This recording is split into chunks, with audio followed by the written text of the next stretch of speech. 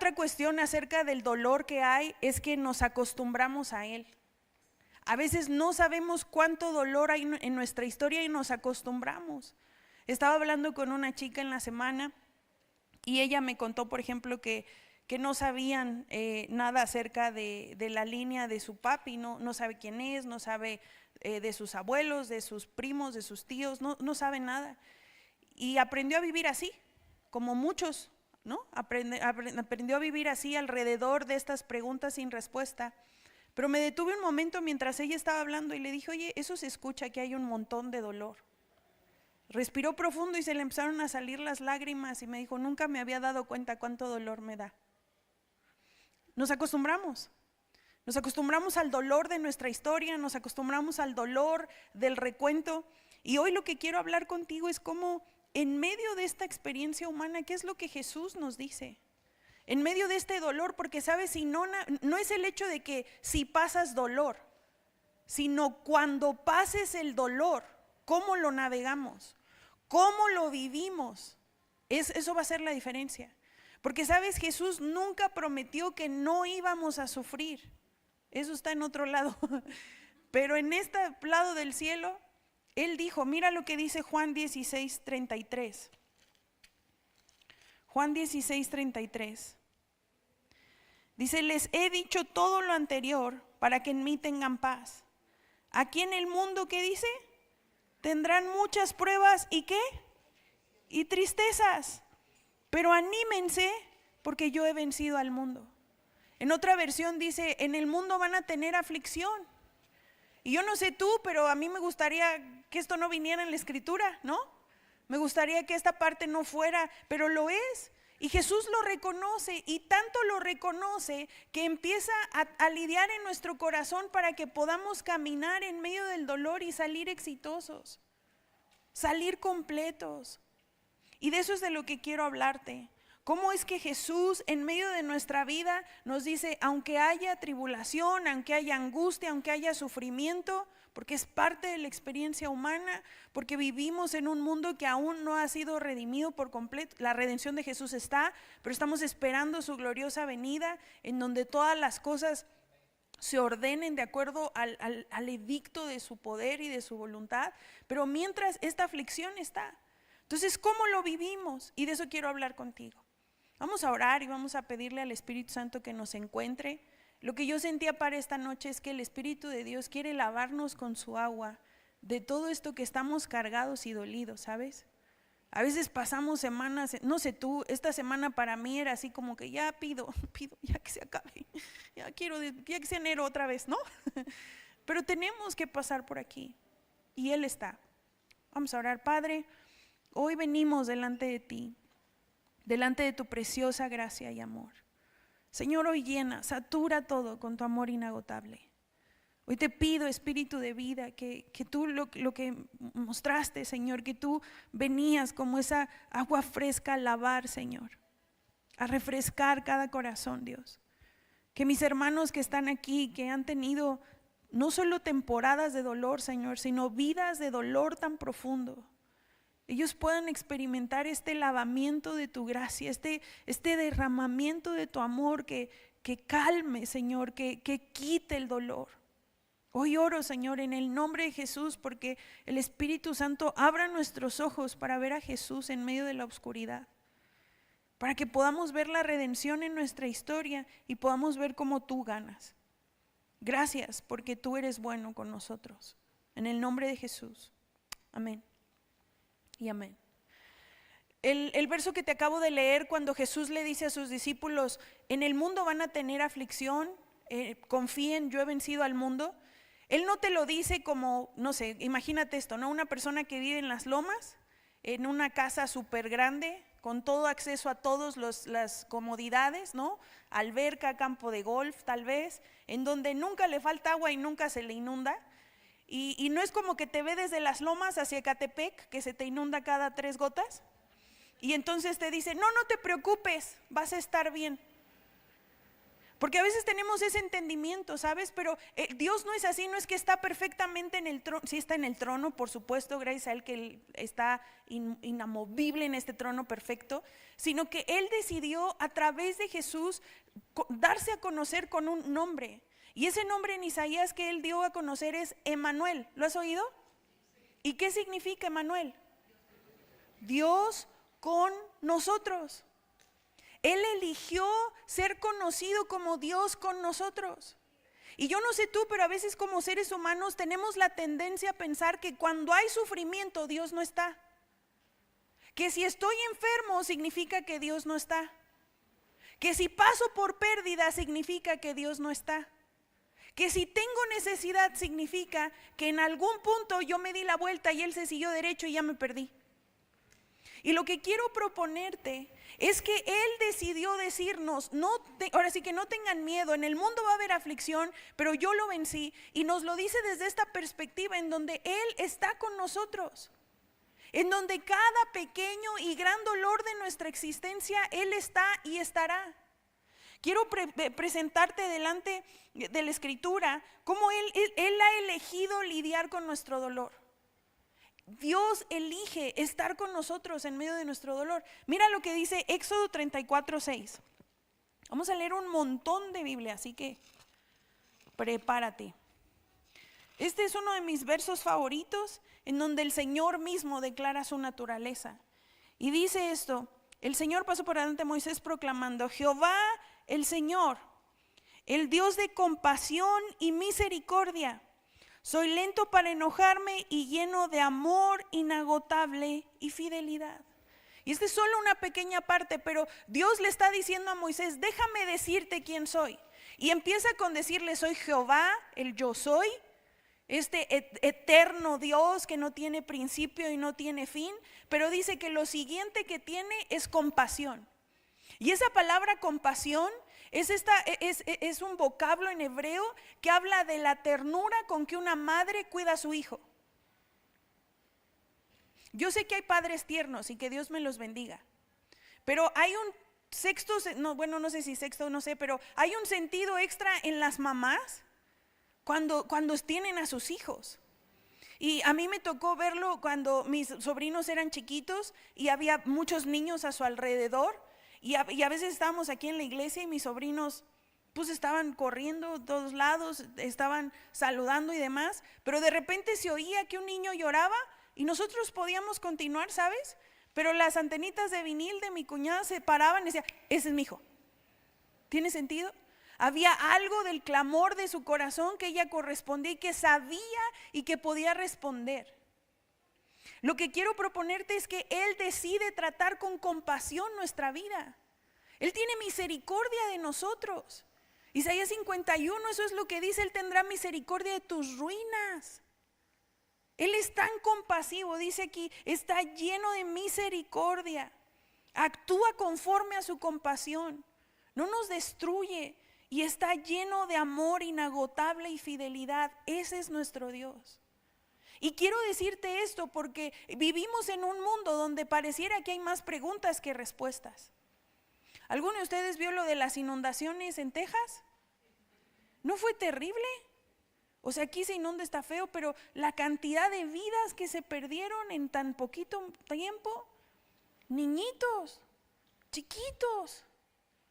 Y no, el mundo está diciendo, ¿qué es lo primero que dice? ¿Y dónde está Dios? ¿A poco no? Yo me acuerdo cada rato que pasaba algo en la universidad, me decían: ¿no que tu Dios es muy bueno? Y uno no puede pelear, ¿sabes? Ahí ponerse, no, déjame defender el honor de mi Dios. Gracias a Jesús que Él es la evidencia de la bondad de Dios. Pero lo que quiero traer a la mesa es que en tu dolor y en medio del dolor del mundo, así es como Dios lidia. No lo lidia de lejos. Él no es así como que: hijo, se nos pasó el agua, muchachos, les dije que no lloviera tanto. Sino que Él está en medio del sufrimiento, en medio de donde a veces ni tú ni yo queremos estar, Él está. Y mi oración de verdad es que esta noche tus ojos sean abiertos para que puedas ver que Él nunca te va a dejar. Que la vida puede pasar, pero el hecho de que Él esté es lo que hace la diferencia. Me encantaría que este fuera un mensaje de no se preocupen, nada nos va a pasar y nunca vamos a sufrir. ¿No estaría padrísimo? Pero no, porque Jesús, nuestro maestro, lo dijo, en el mundo van a tener aflicción, pero confíen. Ahora, ¿cómo podemos confiar? ¿Cómo se desarrolla la confianza para navegar en medio del dolor sabiendo que Él está? Ahora vamos a las escrituras. Isaías 41:10 es una promesa preciosa. Y quiero invitarte a que te aprendas versículos. Sabes, es súper importante tener tu tiempo devocional con Dios, tenlo. Pero está probado científicamente que cambiar el discurso de nuestros pensamientos regenera. Y cuánto más, o sea, Dios lo dijo en la escritura, renueva tu entendimiento por medio del Espíritu. Apréndete versículos, memorízalos, tráelos a la mente, y eso no sabes cómo va a cambiar el discurso dentro de ti. Isaías 41:10 dice, no tengas miedo, ¿por qué? Porque yo estoy contigo. No te desalientes, ¿por qué? Porque yo soy tu Dios. Te daré fuerzas y te ayudaré y te sostendré con mi mano derecha victoriosa. Ahora, cuando Dios te dice no tengas miedo, no es porque nunca vas a sentir miedo. ¿Tiene sentido?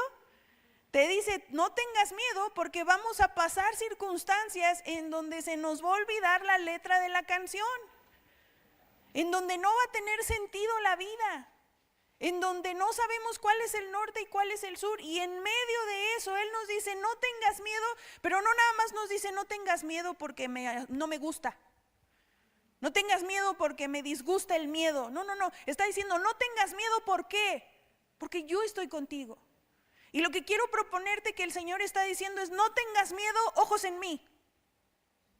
Hay una historia preciosa en la escritura que se me viene a la mente, y te invito a que la busques, está en los evangelios, en donde un hombre llamado Jairo va a buscar al Señor. Y le dice, Señor, por favor sana a mi niña está enferma. Imagínate el miedo de saber que una de las personas que más amas está por morir. A lo mejor lo has experimentado o a lo mejor no, es horrible. Esta desesperación que su vida te pasa por las manos, sabes que no puedes hacer nada para controlarlo, que no puedes hacer nada para cambiar el resultado y que estás viendo cómo poco a poco la vida desaparece y es una persona que amas y que estás luchando y que tienes sueños y expectativas de ver y de repente estas cosas suceden. Y con todo y esto él se atreve y va a buscar al maestro y le dice, maestro, por favor ven a orar por mi niña. Y él accede en su bondad y en su misericordia accede. Y mientras van, si tú lees la historia, un poquito te frustras, así como, Señor, hubieran agarrado el carril express. Pero se metió, hace cuenta, por indios verdes, en donde había un montón de gente. Y la Biblia dice que había gente que lo rodeaba y que casi no lo dejaban avanzar, que todo mundo quería tocarlo. Y en medio de eso una mujer lo toca. Él siente poder que sale de su cuerpo. Y entonces dice, alguien me tocó. Algunos de sus discípulos, Pedro le dice, Señor, ¿quién no te tocó? Estamos en medio de tanta gente, todos te tocaron. Y él ya les explica lo que pasó. Sale una mujer y entonces en medio de toda la sanidad gloriosa que está pasando, un momento súper redentivo, el corazón de Jairo como papá, ¿cómo está? Diciendo, esto está muy bonito, pero no podemos irnos a mi casa ya. Esto es hermoso, pero no podemos. ¿Te acuerdas que tengo una hija chiquita? Esta señora divina, preciosa, pero pues ya está grande, ¿no? ¿Y mi niña? ¿Has estado ahí? Y entonces lo que pasa es que mientras el Señor está recibiendo este reporte de gloria, llegan unas personas que le dicen a Jairo, fíjate lo que le dicen, ya no molestes al maestro, tu hija murió. Y en medio de eso la Biblia dice que Jesús volteó a verlo y le dijo, Jairo, no tengas miedo. ¿Qué pasa cuando nos dan las peores noticias de nuestra existencia, no? Donde los mismos cimientos de nuestra vida parecen estremecerse. Y lo que te quiero proponer es que no lo hacemos, o sea, no podemos sobrevivir nada más con un discurso, sino porque una persona está con nosotros. Podemos sobrevivir cuando cambiamos nuestra mirada hacia Él. Cuando recordamos, ahí dice, porque yo estoy contigo. vamos unas páginas más adelante, Isaías 43, versículo 2 dice, cuando pases por las aguas profundas, Isaías 43, 2, por favor.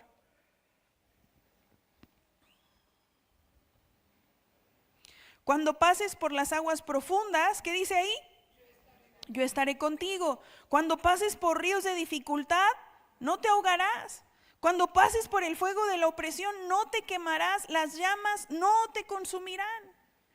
Y una vez más te digo, uno que quisiera que dijera, nunca te vas a mojar, chiquito. Nunca el sol ni te va a dar, no te vas a quemar. Pero está diciendo, cuando estas cosas pasen, acuérdate que yo voy a estar contigo. Isaías 53, unas páginas más adelante, 53:3 dice, fue despreciado y rechazado, hombre de dolores, conocedor del dolor más profundo.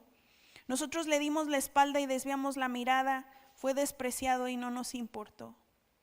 Y lo que te quiero proponer es que aquí dice que Él conoció el dolor. Y Jesús conoce tu dolor y en Él cabe tu dolor.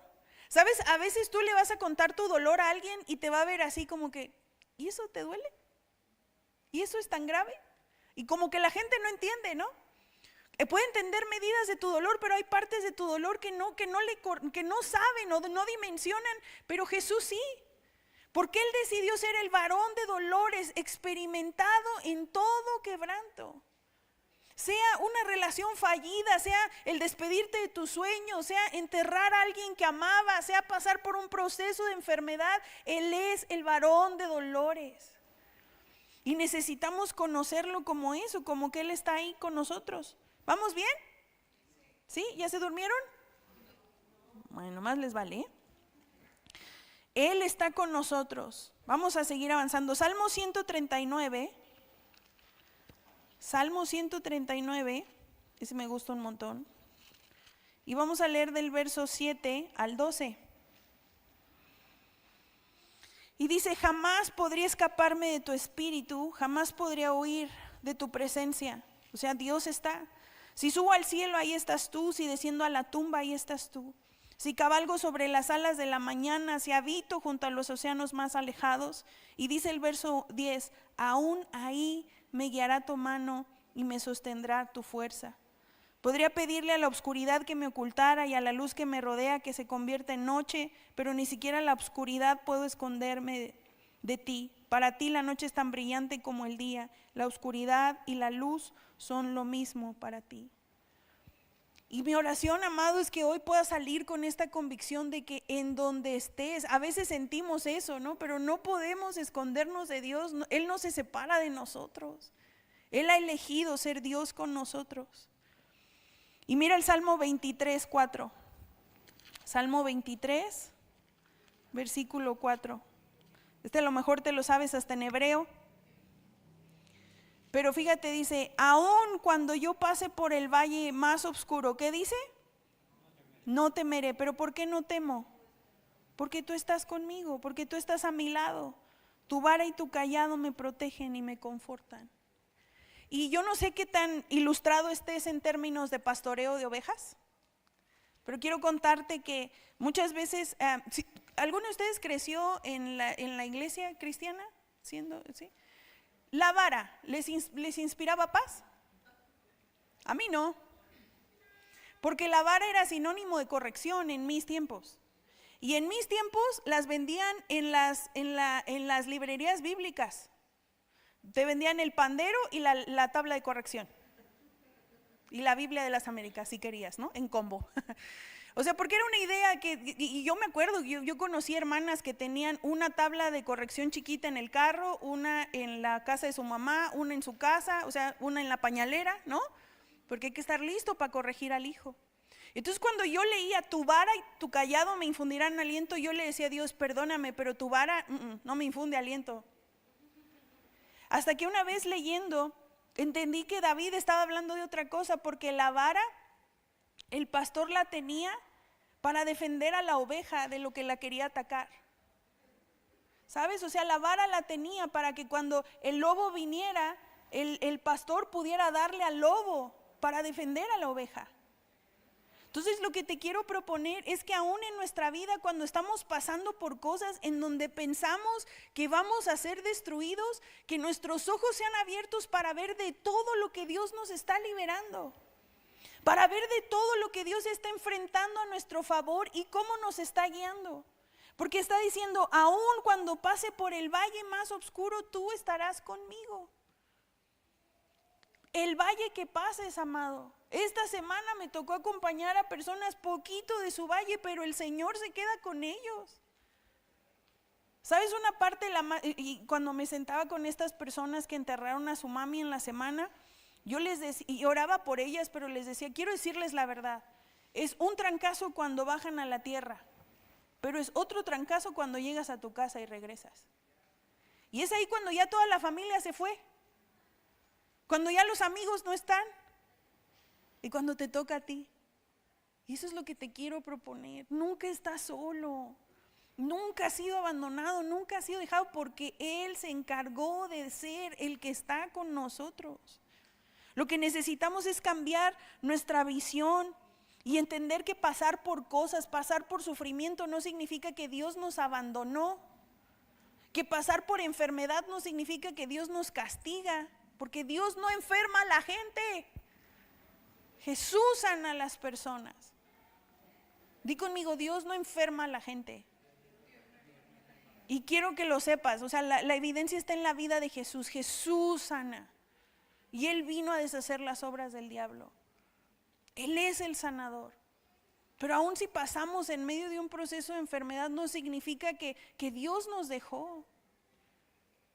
Y sabes, hablando de ovejas y de pastores, como esto de que te decía de David, yo creo que tú lo sabes, si no déjame contarte. Yo estaba leyendo que las ovejas son los animales súper tiernos. No sé si son bien bonitas las ovejitas, pero no son los animales más brillantes de la creación. Como han sido domesticados por tanto tiempo, son medio sonsos. Y me da una bendecida que Dios nos diga ovejitas. Porque si tú lees, por ejemplo, Lucas 15, cuando él habla acerca de este pastor que dejó todo y fue por la oveja que se perdió, me hace pensar en las veces que tú y yo nos distraemos en el camino y dejamos de seguirlo. Y no sé si te ha pasado que por el dolor no sabes ni dónde quedaste, no sabes ni dónde estás. Te sientes carro en estacionamiento, no sabes dónde quedaste. No sabes en qué piso, no sabes, ¿te ha pasado? Es terrible no encontrar tu vehículo. Pero a veces así nos sentimos, como que no sé dónde estoy parado, no sé cuál es el norte, no sé cuál es el sur, no sé cómo regresar. Y te quiero proponer algunas historias de cómo Dios encontró a gente en medio del dolor y los restauró, los regresó a los ojos abiertos de verlo en medio de su dolor y recibir el consuelo que necesitaban. El primero de ellos es Elías. En Primera de Reyes 19 del 1 al 14, Primera de Reyes, vamos a ver para cuántos nos alcanza el tiempo. Elías acababa de tener una victoria padrísima en contra de los sacerdotes de Baal y Acera, de los profetas. Los había derrotado, la nación entera se había vuelto a Dios y lo amenazan de muerte. En medio de esta amenaza de muerte él huye y este es el recuento. Dice, capítulo 19, Primera de Reyes 19, del 1 al 14, dice, cuando Acab, llegó a su casa, le contó a Jezabel todo lo que Elías había hecho, incluso la manera en que había matado a los profetas de Baal. Entonces Jezabel le mandó este mensaje a Elías, que los dioses me hieran e incluso me maten si mañana a esta hora yo no te he matado, así como los mataste a ellos. Y Elías tuvo, ¿qué dice? Miedo, y huyó para salvar su vida. A veces es el dolor, ¿no? Nos dice, vámonos de aquí. Se fue a Berseba, una ciudad de Judá, y dejó ahí a su sirviente y siguió solo todo el día hasta llegar al desierto. Se sentó bajo un solitario árbol de retama y pidió morirse. Basta ya, Señor, quítame la vida, porque no soy mejor que mis antepasados que murieron. Entonces se acostó y durmió debajo del árbol, y mientras dormía un ángel lo tocó y le dijo, levántate y come. Y Elías miró a su alrededor y cerca de su cabeza había un poco de pan horneado sobre piedras calientes y un jarro de agua. Así que comió, bebió y volvió a acostarse. Y entonces el ángel del Señor regresó y lo tocó y le dijo, levántate, come un poco más, De lo contrario, el viaje que tienes por delante será demasiado para ti. Entonces se levantó, comió y bebió la comida y le dio fuerza suficiente para viajar durante 40 días y 40 noches hasta llegar al monte Sinaí, la montaña de Dios, y ahí llegó a una cueva donde pasó la noche. Entonces el Señor le dijo a Elías: ¿qué haces aquí, Elías? He servido con gran celo al Señor Dios Todopoderoso, respondió Elías, pero el pueblo de Israel ha roto su pacto contigo, derribó tus altares y mató a cada uno de tus profetas. Yo soy el único que queda con vida y ahora me buscan para matarme a mí también. O sea, como decir, ya no queda nadie y ahora a mí también me van a matar. Y el Señor le dijo: sal y ponte de pie delante de mí en la montaña. Y mientras Elías estaba de pie ahí, el Señor pasó. Y un viento fuerte e impetuoso azotó la montaña. La ráfaga fue tan tremenda que las rocas se aflojaron, pero el Señor no estaba en el viento. Después del viento hubo un terremoto, pero el Señor no estaba en el terremoto. Pasado el terremoto hubo un incendio, pero el Señor no estaba en el incendio. Después del incendio hubo un suave susurro. Cuando Elías lo oyó, se cubrió la cara con su capa, salió y se paró a la entrada de la cueva. Y entonces una voz le dijo: ¿qué haces aquí, Elías? Y ya Elías le responde y Dios lo restaura. Ahora, lo que quiero traer a tu mente y a tu corazón es lo siguiente. Muchas veces pensamos que si Dios nos va a encontrar en medio de nuestra debilidad, la manera de encontrarnos va a ser con un zape. ¿No? ¿Qué haces aquí, tarado? ¿Qué haces aquí, tonto? ¿Cómo fue que te perdiste? Pero una de las cosas que me bendicen un montón de la historia de Elías es que el Señor tuvo misericordia de su condición. ¿Sabes? A veces también el dolor lo que hace físicamente nos afecta. Y me encanta porque la compasión de Dios fue darle de comer y dejarlo dormir. Decirle: ¿sabes qué, Elías? Duérmete tantito. Yo tengo un recuerdo de una temporada en mi vida. Nos fuimos de viaje misionero, estuvimos como 2 meses del tingo al tango. O sea, fuimos desde Piedras Negras hasta, ¿cómo se llama? Hasta Pinotepa Nacional. En carros, ¿no? Y en diferentes paradas y haciendo viajes en medio del calor, en medio de todo. Llega casi el final del viaje, estábamos muy cansados y dicen: pues vamos a la playa a hacer snorkel. Yo dije: vamos. La cosa es que yo no sé nadar y no sé por qué dije que sí. Y entonces nos subimos a la lanchita, nos iban a llevar al lugar para hacer snorkel, y cuando íbamos a entrar al mar, una ola rompe contra el barco y entonces, la lanchita, y entonces salimos disparados del barco y mi amiga Becky, que iba delante de mí, cae y por la gracia y misericordia de Dios no se perforó algo, pero cayó a un lado de su brazo en un ancla. Y cuando se levanta, su mano, todos sus dedos están a la misma altura, porque se rompió estos huesos. Y entonces tenía muchísimo dolor y después de eso regresamos a tierra. No sabíamos ni qué había pasado, el mar estaba súper bravo, nos habían dicho que sí se podía pasar y el dolor que esto correspondía, ¿no? Entonces ya total fuimos a ver a un doctor al pueblo, nadie podía ayudarle porque era una fractura, nos tuvimos que regresar desde Pinotepa en las camionetas hacia la Ciudad de México, 17 horas en medio del dolor, llegar a urgencias, que la operaran, todo eso sin dormir y con todo lo que puedo hacer. Y tengo el recuerdo de venir en mi carro y de repente dan la noticia, yo no sé si alguno de ustedes se recuerda, pero en ese tiempo la guardería ABC se quemó. ¿Alguno de ustedes se acuerda? Y que fue una tragedia tan terrible de tantos bebés que murieron. Amados, para mí fue la gota que derramó el vaso. Yo no sé cómo decirte, pero como si hubiera sido mi hijo, te prometo. Lloré y lloré y llegué a mi casa también uno de las héroes de la fe, uno de mis héroes de la fe, Tele Osborne, había tenido la oportunidad de traducirle en una cruzada de milagros increíble, y entonces nos dicen: oigan, oren por el hermano Osborne que tuvo un derrame, ¿no? Entonces imagínate, para mí todo el mundo estaba sucumbiendo así como que ¿qué más falta? ¿Te ha pasado así como que no más falta que me orine? O sea, estás en un lugar así como todo dolor, y recuerdo eso, llegar y llorar y sentí la gentileza de Dios, encontrarme en un lugar donde te prometo que sentí en mi corazón que Él me dijo: duérmete, duerme un rato. Y en medio de las lágrimas me quedé dormida, me acuerdo, me desperté, había llegado mi mamá, mi papá, me compraron una hamburguesa, me la comí, me volví a quedar dormida. En esa época no importaba quedarse dormido después de comer, ¿no?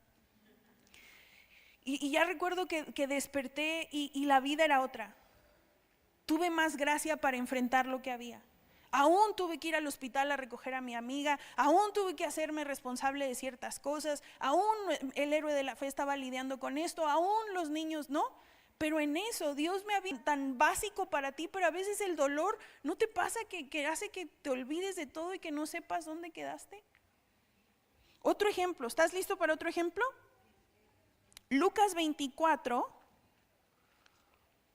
este es de cuando Jesús muere y los discípulos quedan súper dolidos y no saben qué pasó. Imagínate la persona a la que más amaban, el que creían que iba a tener traer libertad.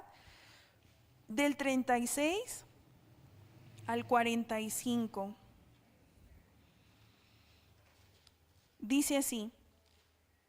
Luego los dos de Emaús, que también los de Emaús fue preciosa la historia, dice, les contaron cómo Jesús se les había aparecido mientras iban por el camino y cómo lo habían reconocido cuando partió el pan.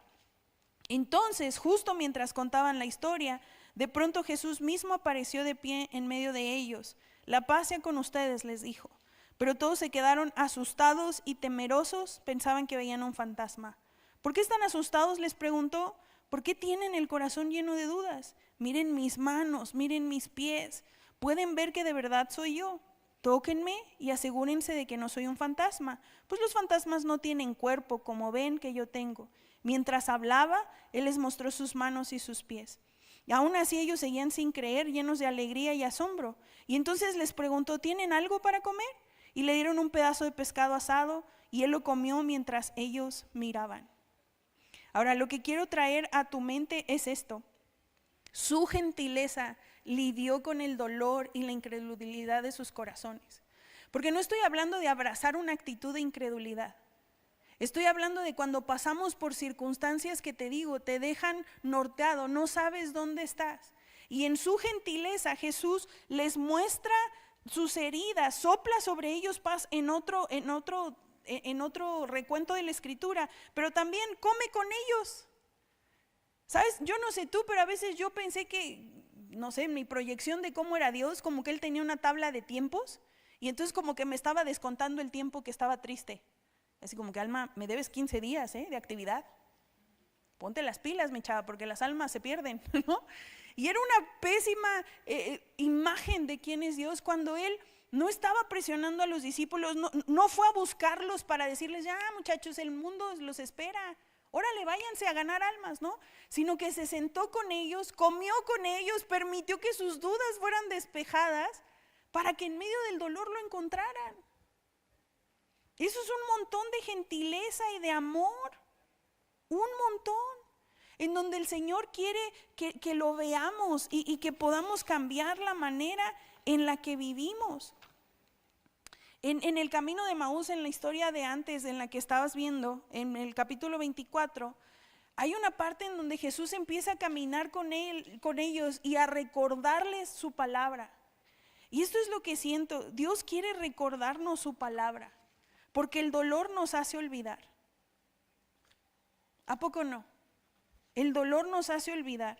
Y mira lo que dice, ya vamos a terminar, Salmo 103.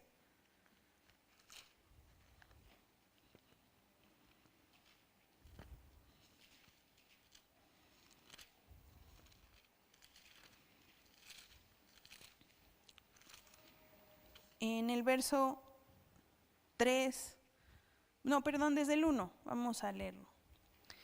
Dice que todo lo que soy, alabe al Señor, con todo el corazón alabaré su santo nombre.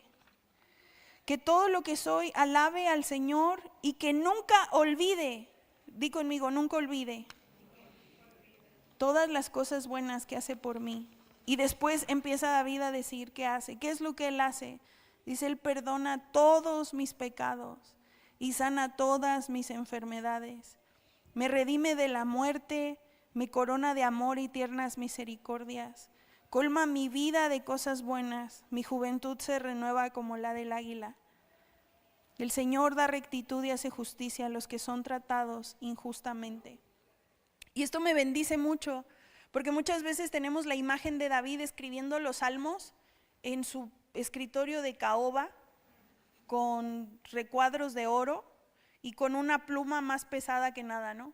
Y tenemos esta idea que él estaba desde la distancia escribiendo los salmos, pero una de las cosas que si tú empiezas a estudiar la escritura es que muchos de estos salmos él fue inspirado a escribirlos en medio de huir por su vida. Entonces puedo imaginármelo incluso enfermo, ¿sabes? Así a lo mejor temblando de frío en un lugar donde no es su casa, en donde tenía todas las opciones para renunciar, porque si has leído la historia de David es impresionante, en donde lo estaban persiguiendo solamente por el llamado de Dios para su vida, en donde había injusticia de su familia, de la gente, en donde lo habían perseguido, en donde parecía que no había sosiego, y en medio, sabes, de estar ahí temblando de frío si quieres, está diciendo: no me dejes olvidar que tú perdonas, que tú sanas, que tú coronas, que tú colmas de cosas buenas y que tú haces justicia.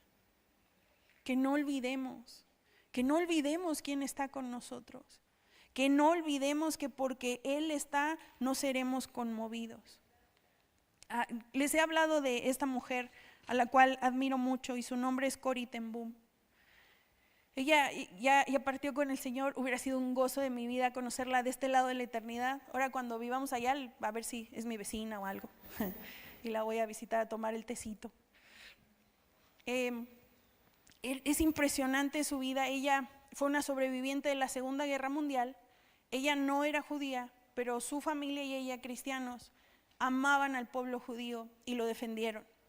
En Holanda, ellos en su casa hicieron un refugio secreto, una cámara secreta, en donde escondían a familias enteras del exterminio nazi. Cuando los descubren, porque ellos tenían toda una red, es una historia preciosa. Si quieres leer su historia, su libro, el primero, se llama El Refugio Secreto.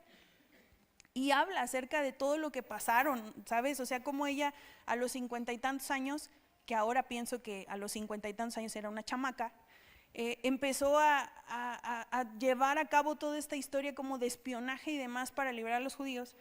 Y total que ¿cómo se dice? Los exponen ante la ley, los llevan a su hermana, a su papá, a ella y a un sobrino, y ellos mueren en un campo de concentración. Y cuando ella sale, empieza a hablar con las personas acerca de un Dios que consuela. Y no está enojada con Dios, sino una de las frases que ella dice es que cuando está más oscuro en la vida del cristiano, la oscuridad no es sinónimo de abandono, sino la oscuridad es el perfecto cobijo de sus alas. Lo que ella dice es esta experiencia del Salmo 91, cuando dice: con sus alas te cubrirá. Él dice: está tan oscuro porque Él está tan cerca. ¿Puedes entender el cambio de mentalidad? No está oscuro porque está solo, está oscuro porque Él está. No has sido abandonado, no has sido dejado solo. En medio de donde estás peleando con tu familia, no estás solo. En medio de tu salud no estás solo, en medio de tu duelo no estás solo, en medio del dolor por el mundo no estás solo. Él está. En medio de la más cruenta oscuridad, Él es Dios con nosotros. Y sabes, puede ser que hoy estás aquí y dices: no, la verdad yo estoy re bien. O sea, si este capítulo de mi vida me gusta mucho, estoy muy contento, qué bueno, no quiero llover sobre tu desfile. Tú dale, sigue disfrutando. Pero es muy probable que en algún momento de tu vida pases un proceso en donde el dolor esté presente, en donde la injusticia, en donde el quebranto esté.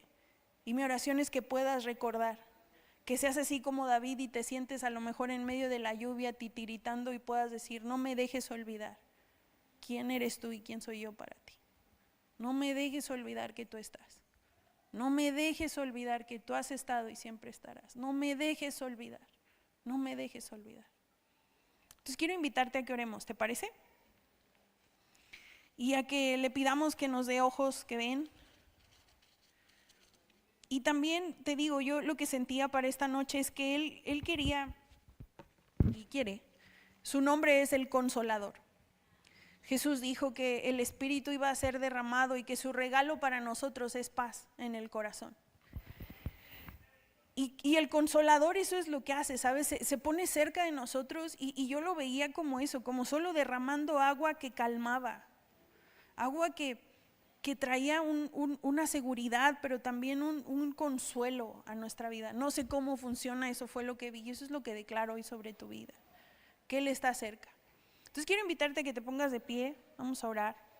Ya vamos a acabar, ya vas a llegar a tu casa a tomarte tu chocomil con tu quesadilla, para dormir, para mañana. Pero mientras, ¿no? Espíritu precioso, aquí estamos. Señor, delante de ti no podemos esconder el dolor que hay en nuestra historia y en nuestra vida.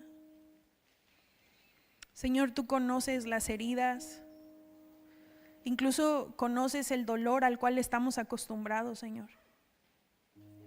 El dolor de la pérdida, el dolor del rechazo, el dolor de la traición, el dolor de vivir en este mundo, Señor. El dolor de ver a la familia en un lugar en donde no es el ideal. El dolor de las relaciones rotas, el dolor de los sueños rotos. Pero Señor, hoy venimos delante de ti, pidiéndote ayúdanos a recordar. Señor, no nos dejes olvidar. Padre, así como fue tu gentileza al encontrar a Elías, en medio del dolor, en medio de la confusión, en medio del miedo, encuéntranos otra vez. Señor, cuando no supimos en dónde nos dejamos, cuando el dolor nos ha distraído tanto de seguirte. Hoy delante de ti entregamos nuestro dolor y te pedimos, Señor, ayúdanos a recordar. Tu palabra dice que no tendremos miedo porque tú estás con nosotros. Hoy oro, Señor, que la revelación de tu presencia en medio de cada uno de nuestros días sea la diferencia para vivir en este mundo con una certeza y una confianza de que tú eres nuestro buen pastor. Señor, las veces que hemos tratado de controlar nuestra historia, las veces que hemos tratado de blindarnos del dolor y hemos fallado miserablemente, te pedimos que la sanes, Señor. Padre, envía tu agua, Espíritu de Dios. Hoy nuestra oración es que derrames el amor del Padre sobre cada corazón. Que estas heridas de abandono, de traición, de muerte, de lo que hemos vivido en esta tierra, Señor, en este mundo quebrantado y caótico, que hoy podamos ser lavados por tu amor, Señor. Que hoy podamos ser consolados, Señor, y llevados a una nueva fe, a una fe que puede verte aún en el valle de sombra o de muerte. Señor, abre nuestros ojos y sánanos. Encuéntranos aquí, Señor, una vez más. Derrama tu bondad y consuela. Derrama tu bondad y sana. Derrama tu bondad, Señor. Encuéntranos en medio del dolor, en medio de la desesperanza, Señor. Como ese viento suave, como dice tu palabra, esta compasión, misericordia, lleno de amor inagotable. Encuéntranos, Señor. Hola, les habla el pastor Roberto de León. Muchas gracias por estar con nosotros el día de hoy. Fue una bendición tenerle. Y solamente si usted quiere hacer un depósito de su diezmo, su ofrenda, o quiere hacer una ofrenda de amor al ministerio, quiero darle el número de cuenta para que usted pueda depositar. Es 41 52 31 38 74 19 86 87 en BVA, para que usted pueda ahí depositar su diezmo y su ofrenda, y le agradecemos mucho al Señor por su vida, porque gracias a que Dios lo bendice, usted nos bendice a nosotros. Y oramos para que Dios lo siga bendiciendo y le siga dando más. Y recordemos que dice la palabra de Dios que traigamos todos los diezmos a la alfolía y alimento en mi casa, ¿verdad? Dice Jehová de los ejércitos, para que las ventanas de los cielos se sigan abriendo sobre nuestras vidas, hermano. Gracias por su apoyo, les bendigo y déjenme orar por usted. Padre, te doy gracias por la vida de mis hermanos. Gracias, Señor, porque ellos han dispuesto su corazón para entregarte, Señor, lo que a veces cuesta más, que es el dinero, Señor. Te pido, Señor, que tú los bendigas sobrenaturalmente, que sigas abriendo los cielos, Señor, en sus vidas, para que ellos puedan recibir más bendiciones tuyas, Señor. Y, Señor, porque ellos están actuando, Señor, bajo la ley de la siembra y la cosecha, Señor. Y, Señor, yo los bendigo en el nombre de Jesús, para que tu palabra, Señor, siga con ellos, y sobre todo en el área de las finanzas, sean prosperados en todo lo que se haga. Si ellos quieran hacer, cualquier sueño, cualquier proyecto que ellos tengan, Señor, quieran emprender, tú los bendigas, Señor, porque han sido fieles contigo, Señor. Gracias por sus vidas, en el nombre de Cristo Jesús. Amén y amén. Dios le bendiga, hermano.